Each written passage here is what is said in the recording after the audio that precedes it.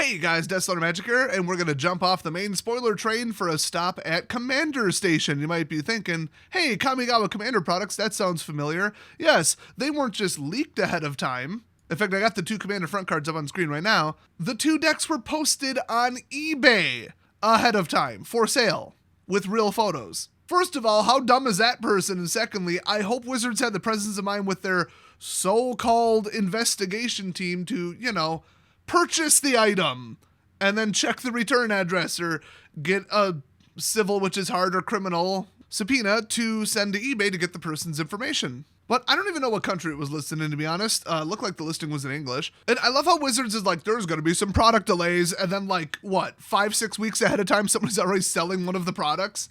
How did they get it? I mean, they either stole it, which would be criminal, or they violated the agreement to not sell it until a certain date, which is, barely civil. And good luck proving damages.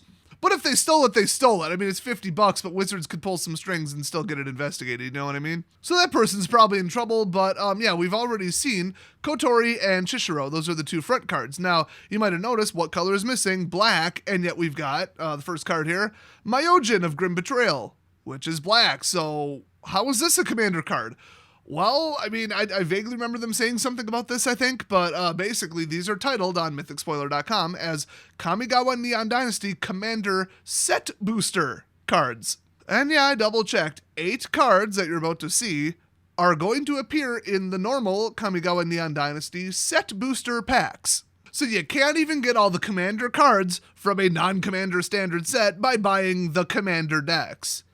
Wow. I mean, just what new amazing innovative ways are they going to do in 2022 to keep making people buy more crap as if people won't just buy the singles somewhere? But they're really trying to push the set boosters as like a informal replacement for the draft/normal boosters because they cost a little bit more. And then they usually fail to print them on time, even with 6 months notice, and then don't ship them out everywhere, and then nobody buys them. Although, more recently, they've been shipping out only set boosters and no draft boosters.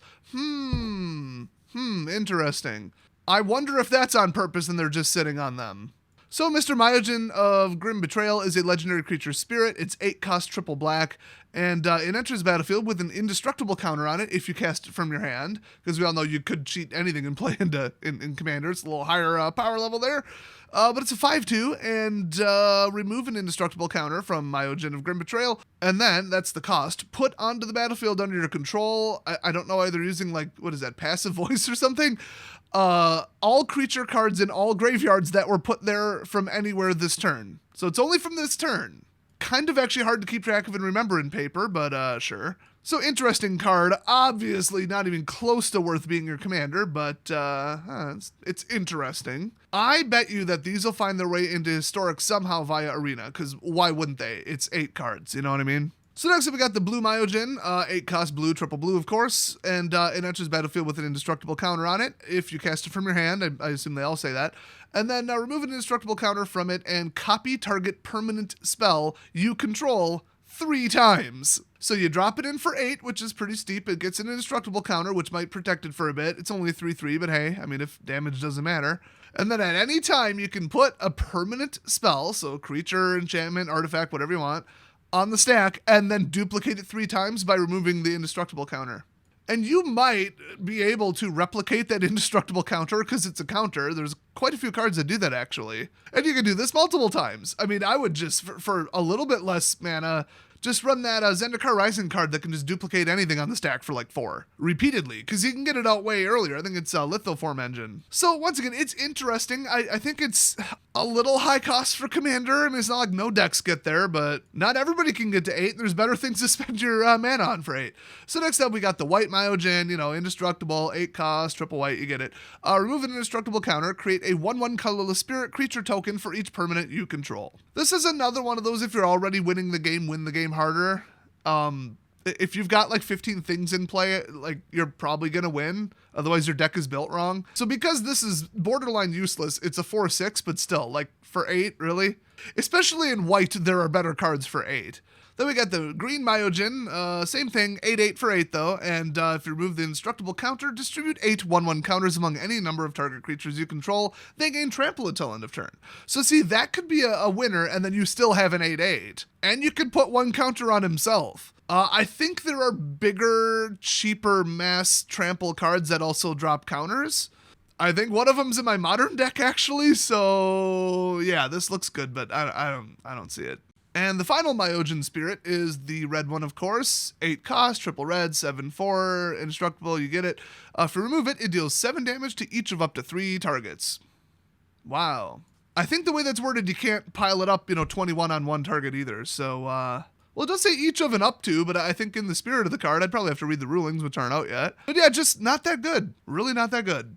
So let's move on to one of the others. We got Ruthless Technomancer. It's a 4-cost black human wizard, 2/4. When it enters battlefield, you may sacrifice another creature you control, also known as exploit. I don't know why they didn't do that. If you do, create a number of treasure tokens equal to that creature's power.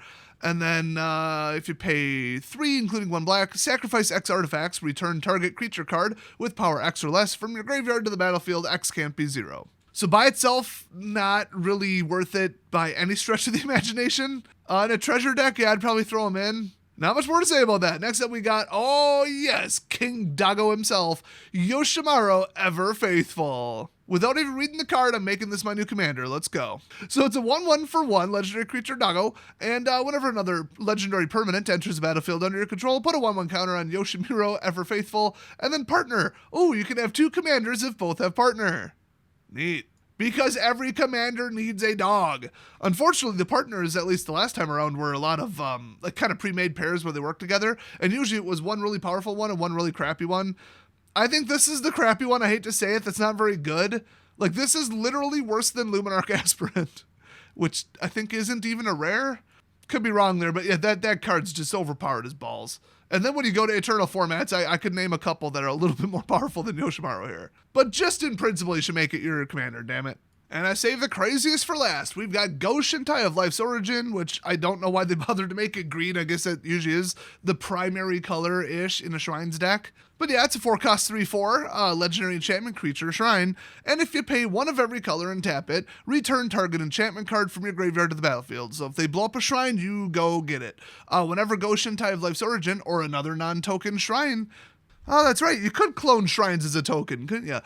Probably would in this deck, although I think they're all legendary. Oh wait, legendary rule doesn't apply or do anything anymore. There's like 5 ways out of that. Oops, Wizards really messed up. And now they're playing into it with this card. Cool. So whenever another real shrine enters the battlefield under your control, create a 1/1 colorless shrine enchantment creature token. So it's just a generic colorless shrine to boost up the shrine count. Oh my god. So now you're probably asking yourself, can you build an all shrine deck? This is, I do believe, as of the release of Kamigawa, the 17th shrine to exist in the game. So you could put 17 shrines in your deck, and I don't think there's any like counterfeit shapeshifter shrines. I could be wrong. Maybe you could make something a different permanent type. I don't know. I feel like that wouldn't exist, but there's a lot of cards in the game. So obviously you can make this your commander. I can't imagine you wouldn't unless you have a commander that like fetches enchantments out of your deck or something. That might be better, because then you could just go get this plus other shrines. But it would have to be 5 colors, so the list of 5 color commanders is really short. So I bet this will be your commander, so let's just assume that that's that. Well, let's take a look at the other 5 color Nightmare from M21. We've got Sanctum of All. It's a non-creature shrine, because that's what the normal other ones were. And yeah, if you haven't seen this, I don't even know what to tell you to brace yourself for this. At the beginning of your upkeep, you may search your library and or graveyard for a shrine card. That's right, library or graveyard for a shrine card and put it onto the battlefield. If you search your library this way, shuffle it. If an ability of another shrine you control triggers while you control 6 or more shrines, that ability triggers an additional time. This should probably be banned in every format. This single-handedly ruined Historic, and the 6 shrine deck was pretty toxic in Standard. It was just shrines, control crap, that's it. But there was so limited color fixing at the time, it was really hard to pull off. But when people did, boy, I think we had a Destroy All Enchantments board wipe back then, though. But you had to be running white to run it, so the other 4 colors were completely screwed. And who the hell mainboarded that card? But yeah, this is the most powerful shrine to exist, by far. Just blows away the power level of the other one. So before we get into what the other shrines are, and if you think you can build a deck out of that, I mean, that's still 16 plus 1 in the commander slot, you got quite a lot of other, spots to fill. Well, you got the lands, and you're going to want, quite a lot of them. None of the shrines really cost that much mana, but you're going to need fixing. So maybe a little bit of land fetch, I guess, where you can just handpick, whatever you want. Maybe a lot of like triple lands, mana rocks, universal color mana rocks. A little bit of ramp, maybe some enchantment fetching. Some cheap enchantment fetching would be nice. Obviously, like counter spells and just, board wipes and just get your opponents off your back kind of cards. And I mean, what's the limit on control when you're just running the rest of the card shrines? There is none. Put in 30 control cards. Who cares? There you go. Now you got a deck. So ramp, fix, and blow crap up. I think you could fill in the rest of the deck. I really could. So just for curiosity's sake, in case I guess you want to build this. Oh, and I was going to say, well, obviously all the shrines are legendary, so you would want to put in the 2 cards that let you, go past the legendary rule in general, not just for creatures. But it's singleton, but also, would I put in something that like clones permanents or clones, enchantments? Yeah. I'm not sure you'd be able to put, reliably both in place because you'd have to put in the legendary violator first. But that's an option. Otherwise, let's just move on to what the shrines do in case you want to build this. Haunted of Cleansing Fire is one of the old white ones. At the beginning of your upkeep, you gain 2 life for each shrine you control. So that's nuts. Then we got the newer one, M21, Sanctum of Tranquil Light, which only costs 1. Nice. Pay 5, tap target creature. This ability costs 1 less to cast or to activate for each shrine you control. One of the very, very, very weaker ones. Now, if you pay white, you can tap down 4 creatures, though, so it's not that bad. So the first red one is Infinite Rage. At the beginning of your upkeep, it deals damage to any target equal to the number of shrines you control. By the way, these are the historic anthology frames, but this does exist in Eternal Masters and in original Kamigawa. So all of the shrines that I'm going to show are real, they're not digital-only creations. I'm just throwing this one up because it's easier to read. So yeah, the whole any target thing, that was a mistake because you could just hit their face. If you have, 10 shrines, it's 10, 10, 10, 10 every turn. I mean, for free. This card's nuts for 3 mana. And then we got Sanctum of Shattered Heights, the other red one. You pay 1, discard a land or shrine card, which really in Commander you wouldn't do. It's mostly for duplicates. Land maybe. And it deals X damage to target creature or planeswalker where X is the number of shrines you control. So way weaker. So then for green, the first one is a 5-drop, but that's fine. At the beginning of your upkeep, create a 1/1 colorless spirit creature token for each shrine you control. So just absolutely swarm the field. You are never getting attacked again because you will have a veritable army, especially when you see the other green one. At the beginning of your pre-combat main phase, add X mana of any one color where X is the number of shrines you control. Holy crap. Virtually limitless mana, but it's of any one color. So then for black, we've got Knight's Reach. At the beginning of your upkeep, target opponent discards a card for each shrine you control. You cannot possibly paint a bigger target on your back in multiplayer Commander than doing this. Not even you would just say, oh, you got 7 cards in hand. Well, now you have 0 because you're going to have, probably 10 shrines in play by like turn 5 or something. Come on. Then we've got the new black one. At the beginning of your pre-combat main phase, each opponent loses X life and you gain X life. That's each opponent where X is the number of shrines you control. So now you're dinging everybody for 10 instead of the red card. You thought it couldn't get worse? Wrong, and this is 2 mana. You can see why people enjoyed this deck archetype so much in Historic. I'm just blown away that Wizards would think this is a good idea to bring this bullshit back. And then we've got the blue ones. So for 5, at the beginning of your upkeep, draw a card for each shrine you control. Now that is mandatory. That does not say may. You can and will deck yourself with this, but how the hell did you not already win if you're like drawing 5 to 10 cards each turn and just dropping more shrines in play? Now, the problem is you're probably drawing control because there's 17 shrines out of 99 cards, or 16 because 1 would be your commander. But you can't stop it. I would almost like have a way to blow this up or something, which, probably, yeah, I mean, run like white banish effects or something. I don't know. But then we've got the other blue one, which is vastly superior. At the beginning of your pre-combat main phase, you may draw X cards, where X is the number of shrines you control. If you do, discard a card.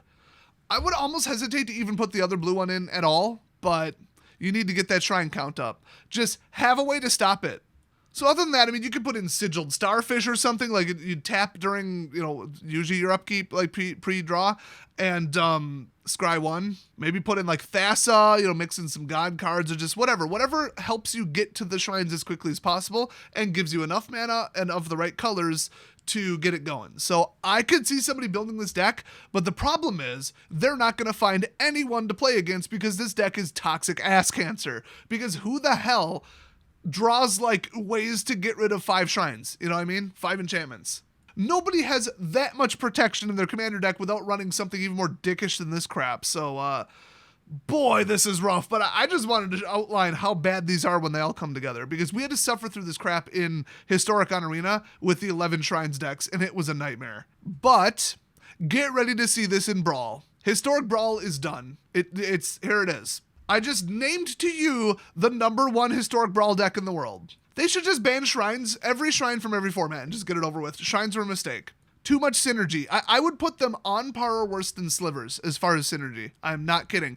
And I say that not because of the effects like double strike and infect and all that other crazy shit that they do or whatever. It's solely because you can't interact with and remove these quite as easily. And then 2 or 3 of them bring back shrines from the graveyard. Plus now in Kamigawa, there's 10 cards that'll bring one of these back from the graveyard.